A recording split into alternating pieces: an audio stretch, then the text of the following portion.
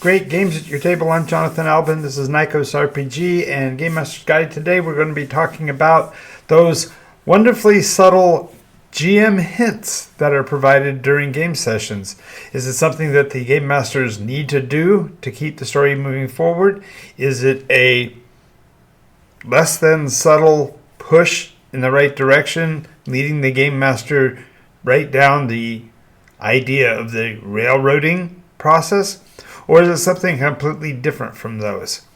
Before we get into it, before we get started with that, make sure you go down, hit all the buttons down below to let the algorithm know that you're part of our audience, and we'll get started.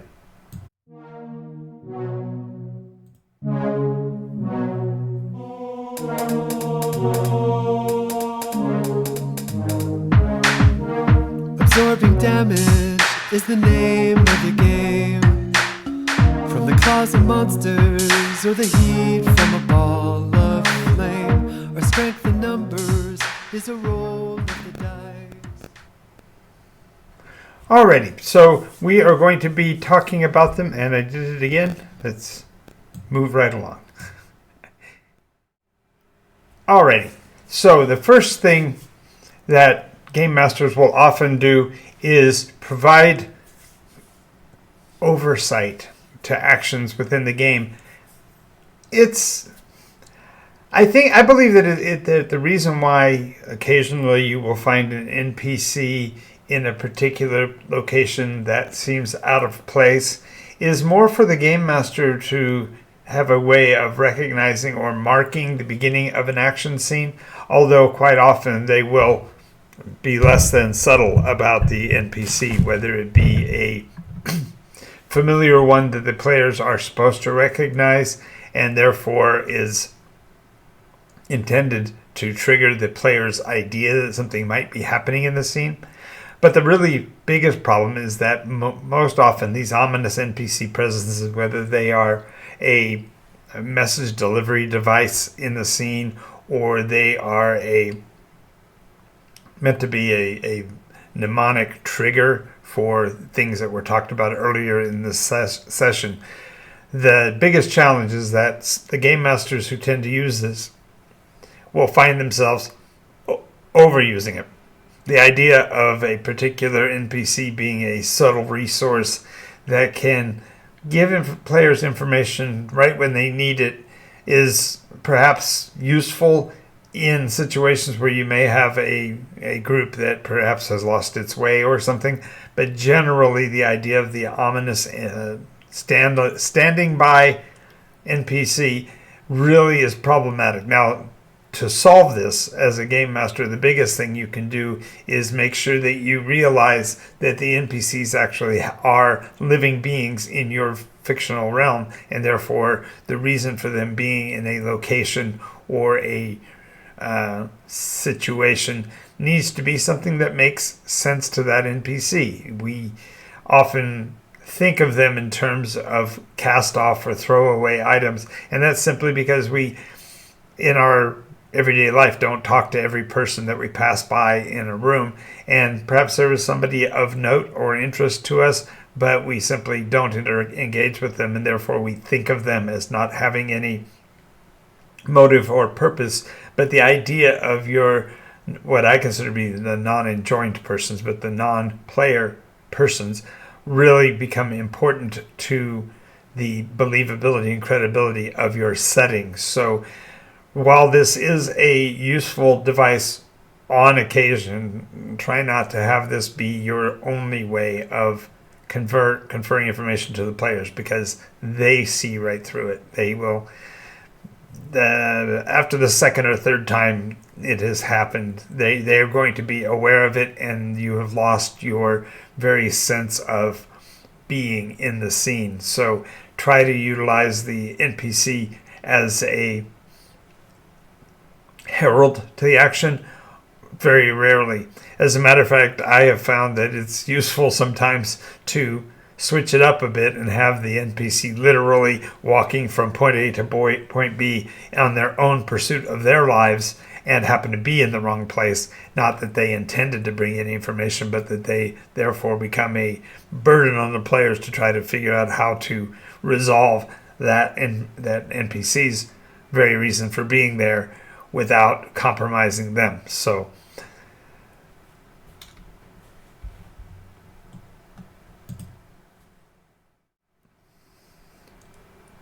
now this one I have to say I'm probably the most guilty of, and that is the idea of a narrative dump. When you have information that you want the players to get, there's three ways that you can provide it. First off is that you volunteer it and you just throw it out on the table and describe it in detail for them. The second way is for you to guide them to look for it and then provide them the information that they request. And then the final way is to actually show them the information. Using a flowery narrative dump and you just give it to them on the tabletop suspends their disbelief. They don't have a reason to look for the story because they know you're going to spoon feed it to them. And of course that's problematic because that leads directly to the concept of railroad because the players don't feel their agency. So what I have come to find is that a useful purpose for a narrative dump is literally as a misdirection.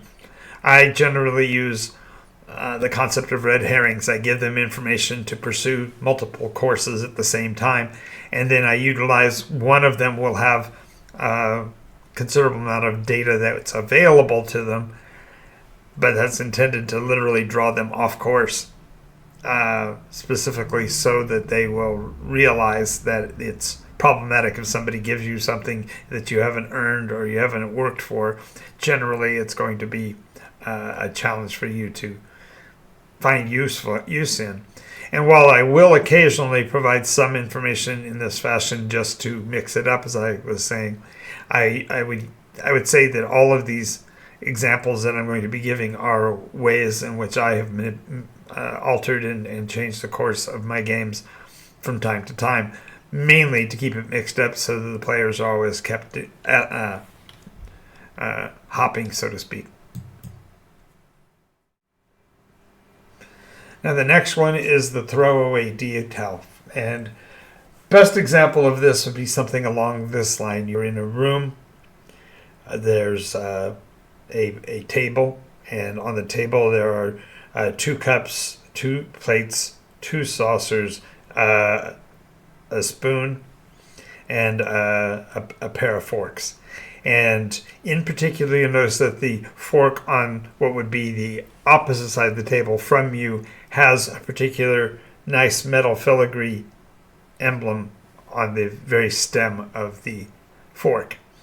And of course, we have an encounter coming up, and so the NPCs are about to enter the scene, and the players are supposed to make heads or tails about it. The fact that I drew attention to that specific fork is now going to be a focus of attention in the scene. But this hidden suggestion can be as simple as just a narrative device that I've utilized to misdirect, because now they'll be focusing on what's up with that fork. But it doesn't necessarily mean that it means something. But if your games where you have found yourself utilizing some specific throwaway details as hints or guidance to your players, then you can see how this could be misconstrued time over time if they only look for the item that's out of place. That itself can be a problem for your story because they are going to be looking for the throwaway item to be of particular use to the story. Now, it can be from time to time. Again, these are all examples of ways to do it, but realize that quite often we find one that works for us and we use it over and over again. And if we have issues with the player drop off or a lack of interest or the stories don't stay going, it may be that you've triggered one of these over and over again, and so the players now figure they know everything about your story from that get-go. So realize that whether you use them for red herrings as I have in the past, or if you are using it as a sincere data transfer, keep the players guessing, because if you make it too easy for them to interpret and read through you, then the mystery of the game is lost. Because I know this is going to sound like a crazy secret, but the game master is really the driver for the story, regardless of what else. Because if the storyteller can't keep the story going and keep the interest of the players, it's fundamentally all for naught and an exercise somewhat in futility. And there are reasons why the players don't want to continue week over week with you. So realize that this throwaway detail is just merely one of them. And might I add, the very discussion of the GM subtle hints is itself somewhat of a throwaway detail, because this does not change whether your game is dynamic, fun, exciting, a thrill, interesting, etc. It's just an example of a device that can guide the direction of the adventure. But if you remain too often using the same one, you put yourself at risk.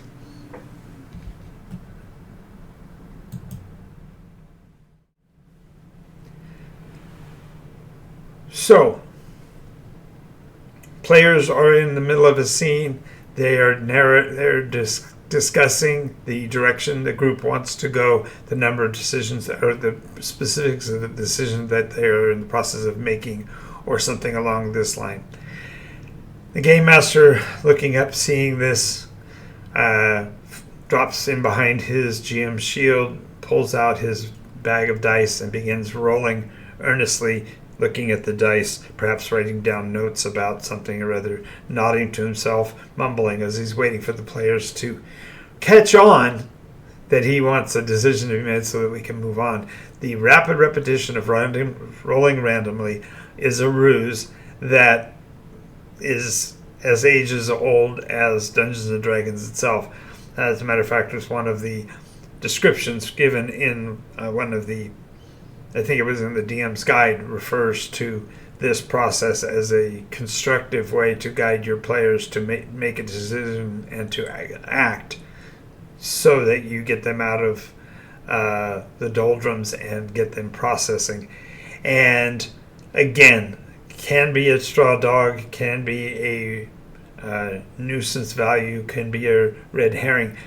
I've actually found that the positions where you end up with a lot of earnest rolling and nodding and considering should be followed by a rather big action scene. If you're doing this just simply to drive them forward, but you're not utilizing the dice rolls, it won't take long until this tool, like all the others we've talked about, becomes useless. You have to be able to mix it up and change things around. This one, though, of using the dice rolling can be really useful, specifically if you are front-loading a combat scene and you want to have the pre-rolled numbers for the first couple of rounds or something for yourself, so that the actions of the players, which is up to them to make their decisions, plays nicely against what you've already got as a pre-plan with the dice rolls that you generate in those few moments. So don't think that any one of these is itself irrelevant. My players don't often find me using this one, but there have been a couple times when I have, and it does have a great effect on the players if you use it properly, which is sparingly.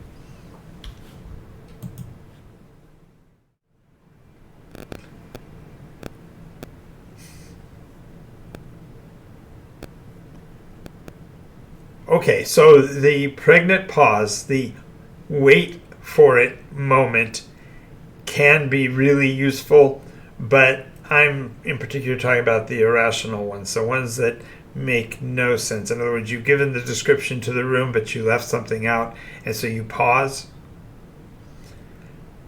hoping the players will respond and come up with an action. The reality is we can't read their minds, and I'm sure we really don't want to. But the idea of providing them with time to make a decision without giving them enough information to make a choice really is irrational, and it actually harms your credibility as a storyteller. Now, sometimes it happens because you really have come to a point, a loss of perspective, and you're not sure what to do with the story at this point. The idea here, therefore, is to, instead of falling to the strange and awesome silence as I did at the beginning of this scene. Instead, you want to find a way to make it make sense. Like, for example, if I was talking about a group of, say, orcs that were in the next room and you could hear them talking and they suddenly stopped talking, my pause makes sense because I'm representing that the group there is no longer speaking, which means what? If you're watching this and you're not sure what the heck I'm talking about, the idea here is that the player can see that pause as part of what the storytelling is being. You're actually using the silence to give them time to come to the conclusion that you set for them, provided you set a perspective concept for them to grasp. And so therefore the idea of the pause being irrational isn't really true. It's intentional. And when you have an intentional pause, it can be powerful. But again, all of these work best in modest use. Don't overuse any one of them, because if you're constantly pausing, you're not giving the players enough to work with. You're instead expecting them to read your mind, and that's just as unproductive as them expecting you to read theirs. Now, this is one of my favorites, and the idea of using a sandglass, a countdown mechanism of some sort. I used to use an egg timer, the digital kind with the numbers. It was a pretty big character, so I could set it on the edge of my Game Master's shield when I used it, and they could watch that time click down and realize that something was going to go on when the alarm hit. These devices, whether you use an hourglass, a minute glass, like from a boggle game or whatever, or you simply start counting down 12, 11, 10, 9, or pick up your trusty dusty monster manual and start arbitrarily flipping through pages, perhaps rolling a die in comparison to seem to randomize the pages that you're looking at.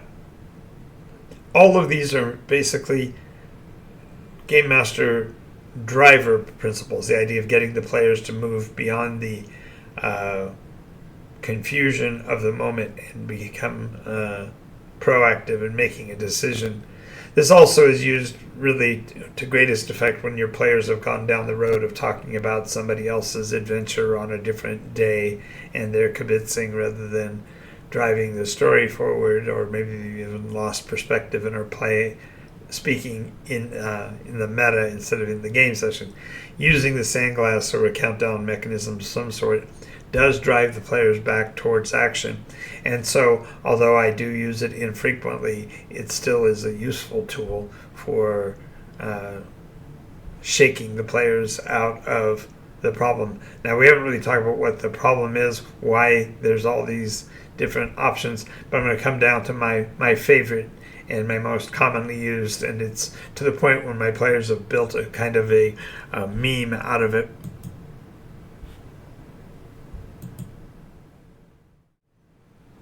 And that's the phrase, "Are you sure you want to do that?" Players often struggle to come up with an idea of what they're going to do in the scene, and sometimes they're drawing on fumes and they're just making something up. Sometimes they've thought it out very well and have a clear idea of why they want to do it. But whatever the action is, asking them directly, point blank, is tantamount to having them on the ledge of sand and you're giving them the shove. There's a mechanism you're needing to overcome.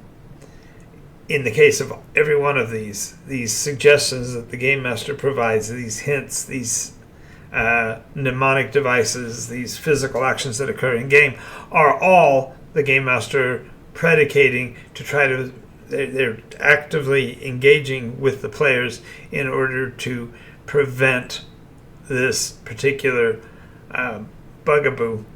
And I will be switching to the screen that describes that. But given what I've said so far, what do you think the conclusion is, what is it we're talking about? What activity by the players would lead a game master to provide these less than subtle hints to take away agency and put the players on a clock? What kind of things do you think might have caused that?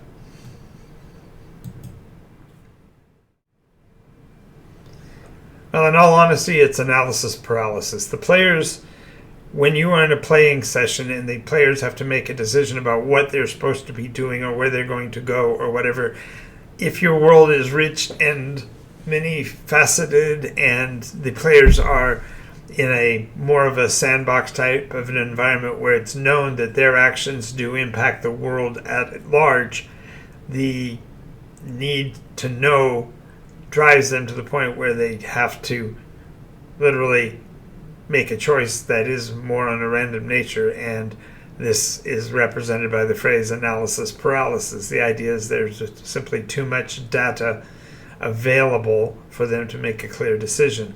And so you can either give them subtlety, the various hints that I mentioned before, whether it be an NPC informant or handwriting on the wall or something odd about the scene, or if you go so far as to utilize the other nonverbal somatics like the rolling of the dice and the consulting of the bones or turning on the timer. These all are the game master's impetus for the players to make an action, but it really doesn't do much to help them with the decision. So realize that what you're fighting here is actually the lack of information, and therefore perhaps there was something you might have shared with them or that they might need to ask more. And so realize that although these tools and devices can predicate a decision, it doesn't necessarily portend that you'll be providing them with the right answer. So just be prepared for whatever that answer might be. All right, I want to thank you for being here. I'm Jonathan Alvin. This is Nikos RPG. We are here Monday through Friday, 10 a.m. and 11 p.m. Pacific every day. And I do what I can to provide you with new information. If there's anything you would like to add or any questions you'd like to ask, feel free to put those in the comments. I tend to respond pretty quickly to any of the responses that I get. I'm looking forward to perhaps pursuing some of your questions in an FAQ session. I do want to mention that I just recently got back the interview that I did but when I was back east with a particular player, artist who was interested in the role play aspect and the imagination launchpad mechanism that I've devised. And so I'll be doing a kind of a Game Master Reacts to that video, and we'll be running that as a premiere. Their video is actually already on YouTube, and so when I give the when I provide the date and time of that interview, I'll be glad to let you guys know about that. So until then, I want to tell you the same thing that my grandfather told me. This has been a lot of fun. I've had a great talk, but it's time for you to go play.